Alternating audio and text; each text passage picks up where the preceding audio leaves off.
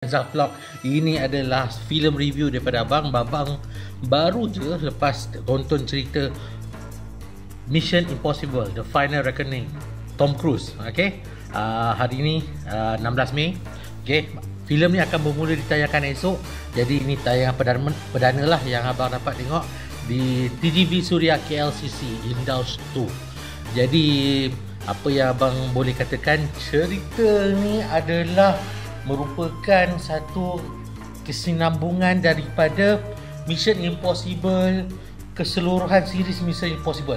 Jadi kalau korang nak tengok cerita ni, pastikan korang recap balik Mission Impossible daripada nombor 1 Mission Impossible tu sampailah ke filem yang ke-7, sebab ini adalah filem yang ke-8. Okey, korang kena tengok balik daripada nombor 1 sampai habis sebab semuanya berkaitan.